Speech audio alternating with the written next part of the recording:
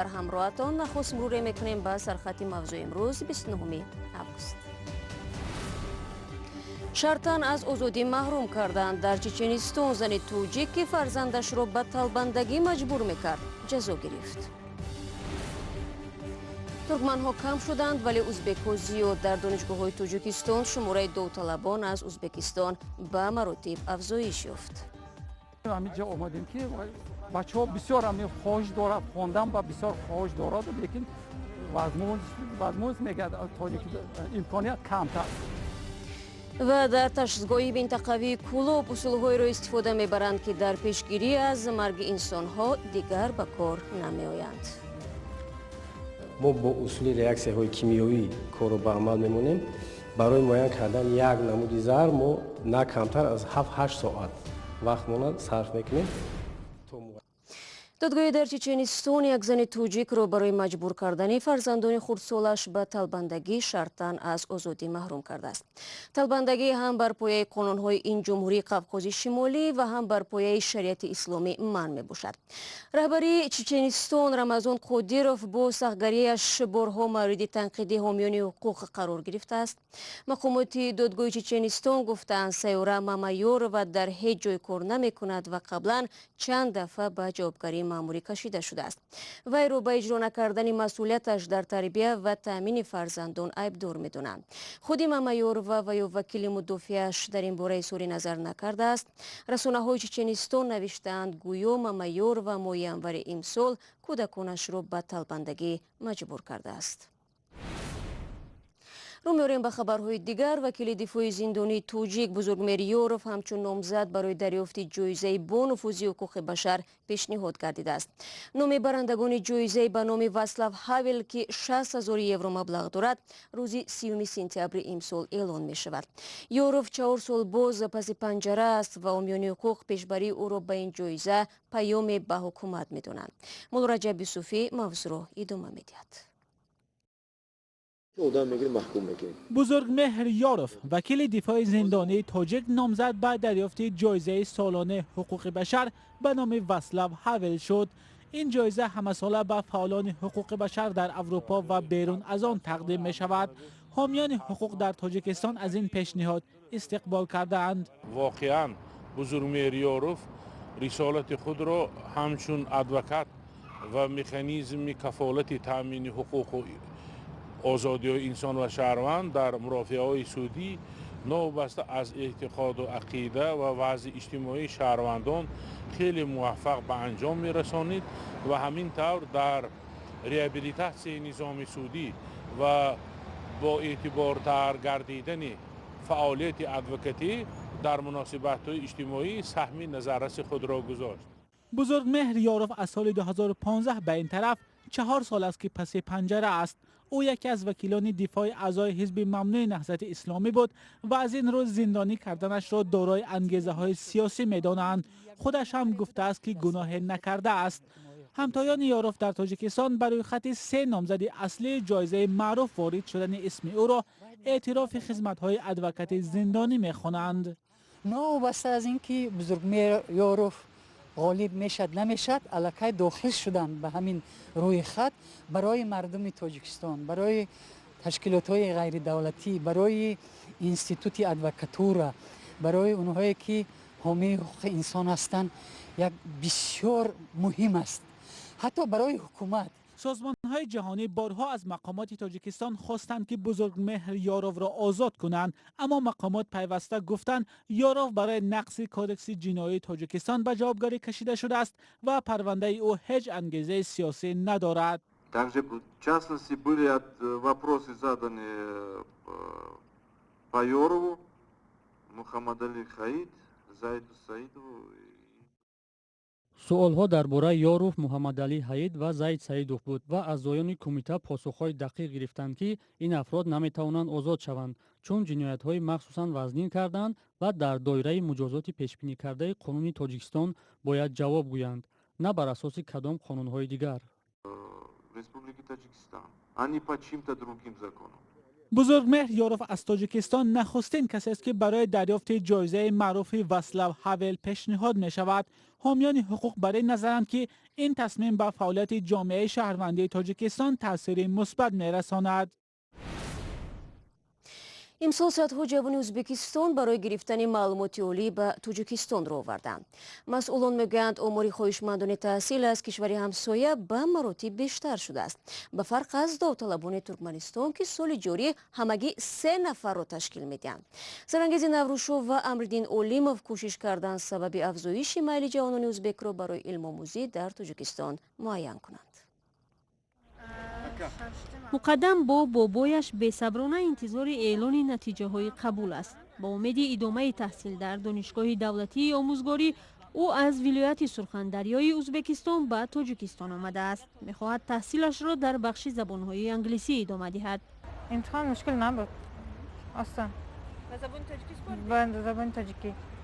اینجا با جایم دارد. خانه بیرون میستم. بعد ناکام شدن در دانشگاه دولتی ترمیزی ازبکستان، مقدم به دانشگاه تاجیکستان حجت سپرد. به گفته او در اینجا شانس دانشجو شدن برایش بیشتر است. این امید هم امسال صدها نفر را مثل مقدم به دوشنبه آورد. خلق بسیار، اینستیتوش هم بسیار، لیکن جای نیست، کم ده. برای همینجا آمدیم که بچه ها بسیار همین خواهش دارد، خواندن با بسیار خواهش دارد، لیکن وزمون میگه امکانیت کمتر برای که اینستا کم هر سال که شده ایستاده همین جمع کردن نمیتواند همش. امسال بیش از 2000 داوطلب از ازبکستان تنها به یک دانشگاه تاجیکستان، دانشگاه آموزگاری حجت سپردند. مسئولین میگویند در مجموع خواهشمندان تحصیل در تاجیکستان از کشور همسایه به طور بی سابقه افزایش یافته است. از 4000 داوطلب خارجی که به مکاتب عالی تاجیکستان حجت سپردند، نصف زیاده شهروندان ازبکستانند. اکثر آنهایی که میل تحصیل در دانشگاه‌های تاجیکستان را دارند از منطقه‌های نزدی مرزی و تاجیک زبان این کشور بودند. داوطلبان از جمهوری ازبکستان به همه اختصاص ما بیشتر به اختصاص تحصیلات ابتدایی، به اختصاص زبان و ادبیات روس، به اختصاص متماتیک. امکانیت بیشتر و نسبتاً آسان شامل شوی به دانشگاه‌های تاجیکستان و نرخ ارزان و نزدیک بودن راه بعد خوب شدن روابط میان تاجیکستان و ازبکستان صف دانشجویان ازبکستانی را در تاجیکستان زیاد کرد. مقدم باور دارد مناسبت میان دو کشور دیگر به تغییر و نرم باقی میماند و او و همسالانش میتوانند با دیپلم عالی و چون یک متخصص خوب بعد از چند سال به وطن خود برگردند. وزارت کار خارجه تاجیکستان به سفارت این کشور در روسیه دستور داده است که قضیه هویدو تیلوزاده را پیگیری کند. سفارت تاجیکستان در روسیه موظف شده است که به عبدالسلام سعیدوف پدر هویدو کمک رساند. عبدالسلام سعیدوف میگوید بعد نشر خبرها درباره آنکه کسی به دادش نمیرسد او را به سفارت دعوت کردند و او گفتند که به امروفیه‌های دادگاهی قتل دخترش میروند و در پهلویش خواهند بود. تا امروز دو دور محاکمه پرونده قتل هویدو تیلوزاده در دادگاه ولایت مسکو و پشت درهای بسته برگزار شد. قرار است امروز مرافعه ادامه کند. هویدوی 5 ساله تا 20 سال گذشته در شهر سرپخوه تجاوز و سپس کشته شد. و حالا از مشکلات نبودی تجهیزات موثر در یگانه آزمایشگاه منطقوی در کولاب میگوییم. عملا متخصصان این تشخیصگاه باید در حالتهای ضروری تاریخ خون سبب ضرورتشوی را معین کنند. به هنگام ضرورتشوی که اکثرا هر دقیقه برای زنده ماندن فرد آلوده شده غنیمت است، تحلیل در این تشخیصگاه روزهای زیادی را میگیرد. زیرا طور متخصصان اینجا میگویند برای آزمایش سری وقتی نه تجهیزات زمانوی دارند و نه مواد کیمیایی لازمه. در این آزمایشگاه اصول و ابزارهای کهنه تشخیص ماده‌های زهرآگین در خون انسان را استفاده می‌برند. اصول‌هایی که در پیشگیری از مرگ انسان‌ها دیگر به کار نمی‌آیند. ما با اصول ریاکسی‌های کیمیایی کار را به عمل می‌مونیم. برای معاین کردن یک نمود زهر ما نه کمتر از 7-8 ساعت وقتمون صرف می‌کنیم تا معاین ساختن سبب مرگ بیمار گردد. اینجا یگانه آزمایشگاه منطقوی در کولاب است که از تمام شفاخانه‌ها به آن برای تشخیص خون بیماران مراجعت می‌کنند. ما عموماً با اصول‌های که خیلی پیش به اونا کار میکنن دوره‌های شورایی بودن با واسطه ریاکسی‌های کیمیایی کار میکنن. یگان نمون دستگاهی که در وزیراعظمان هستند هر چه زودتر آنها تحلیل‌ها رو به ما نشان میدن نداریم. بر زمین مشکلات آزمایشگاه ماده‌های کیمیایی لازمی برای تشخیص را هم ندارد. از این رو مجبورند گاه‌ها به نظامیان روس مراجعت کنند. ما شاید حالت‌هایی که ما بعضی مشکلاتی داریم که معین در اونجا کردن نتونن در آزمایشگاهی 201 دیویزیا که در شهر دوشنبه جایگیر است به اونجا می‌فرستیم. احتیاج آزمایشگاه به ابزار و دستگاه‌های نو در زمان است که در یک سال اخیر چندین نفر در کولا بعد استعمال غذای آلوده به هلاکت رسیدند. مرگ‌هایی که طبیبان می‌توانستند در صورت دریافت تحلیل سری وقت از آنها پیشگیری کنند. اگر که دستگاه موثر به ما دسترس کنند، ما البته تجربه کاری هم داریم. یک چند نمونه دستگاه‌هایی هستند که در ما وجود هم نداشته باشند. ما از 201 دیدی پایگاه 201 دیدگی آموختگی می‌توانیم که با اون دستگاه سری وقت تجزیه ها رو برامونیم، سری وقت نتیجه اونها رو با طبیبان و دکترانی که با ما می‌فرستند مراجعت میکنند، سری وقت به اونها برگردانیم نتیجه. شما برنامه خبری رادیوی آزادی رو تماشا دارید. در تاجیکستان موسم نوی تئاتری آغاز یافت. مقامات گفتند که تماشابینان امکان دیدن نمایشنامه‌های جالب را خواهند داشت. در گذشته هنرپیشه‌های تاجیکستان روی آن تاکید می‌کردند که تئاترهای کشور از کمبود سرمایه و تماشابینان صادق اذیت میکشند. همان گونه که افسانه اکوبیرشو از مشاهده‌هایش میگوید تالار افتتاحی موسم امساله تئاتری از حساب اساساً نظامیان پر کرده شده بود. 90مین موسم تئاتری مادر تئاترهای تاجیک امروز آغاز می‌یابد. برای همه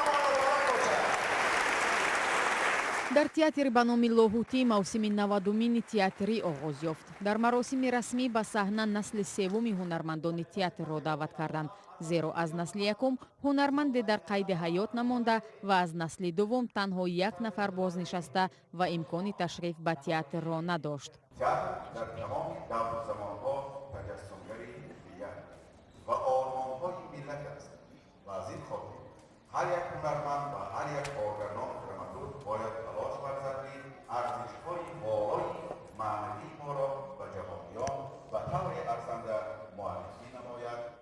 در موسم گذشته تئاتری هنرمندان تئاتر به نام لاهوتی 6 نمایشنامه را تهیه کرده صاحب شاهجایزه جشنواره پرستو نیز گردیده بود. من گمان میکنم که شرط نیست همه تئاتر برود. همه تئاتر جای عارف ها است، جای مردم فرهنگی است، جای مردم دانا و عاقل است، جای مردمی که معنویات بلند و فرهنگ بلند دارد. من گمان میکنم همین خیلی است. برای همین هم در نزد ما همین خیلی مقصد است که ما تماشابین از آوان کودکی به تئاتر بیاریم و همون لحظه هایی که در کوچه بیهوده میگردن و گپی قبیح و حقارت یاد میگیرن همون لحظه ها در تئاتر باشند. سالهای اخیر صاحب نظران از کم توجهی تماشابینان به نمایشنامه‌های تئاتری اظهار نگرانی میکنند.